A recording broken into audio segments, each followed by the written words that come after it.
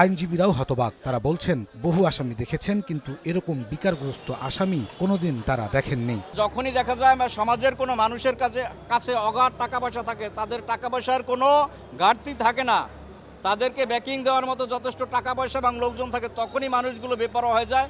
আজকের যারা গ্রেপ্তার হয়েছে তাদেরও এমন একটি মেন্টালিটি আমরা লক্ষ্য করেছি, যেহেতু তাদের বাবা মারা অনেক টাকাওয়ালা এবং তারা মনে করছে এই মামলা কিছুই হবে না, হয়তো ওসিরি তারা আবার খালাস পাবে বা মুক্তি পাবে। পরিণতি সম্পর্কে তাদের কোনো জ্ঞান নাই, সে কারণেই আজকে তারা ভাবলেশহীন অবস্থায় এবং হাসি খুশি অবস্থায় আছে, আমরা সেটাই লক্ষ্য করেছি। অপরাধীর মনস্তত্ত্ব নিয়ে কাজ করেন এমন একজন সমাজবিজ্ঞানী বলছেন, মাদকের প্রভাবে তাদের এই আচরণ, যা সমাজ ও রাষ্ট্রের জন্য অশনি সংকেত।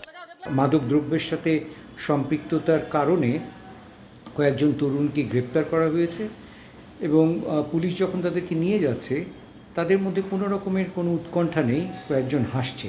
এটা একটা ভয়াবহ দৃশ্য, কারণ এটা দেখাচ্ছে যে যদি তারা সত্যি ওই মুহূর্তে ওই মাদকের দ্বারা প্রভাবিত হয়ে থাকে, তারপরে তাদের হিতাহিত জ্ঞান নেই এবং তাদের মধ্যে সেই লজ্জা কিংবা ভীতি কোনোটাই কাজ করছে না। সুতরাং এটা একটা বড় রকমের অশনি সংকেত আমাদের জন্য, এবং আমাদের মনে রাখতে হবে যে মাদক দিয়ে কিন্তু যে কোনো একটা তরুণ সমাজকে ধ্বংস করে দেওয়া যায়। তাই তরুণ সমাজ, বিশেষ করে শিক্ষার্থীদের মাদকের হাত থেকে বাঁচাতে পরিবার, সমাজ, রাষ্ট্রকে সচেতনতার সঙ্গে আরও কঠোর হওয়ার পরামর্শ সমাজবিজ্ঞানীদের।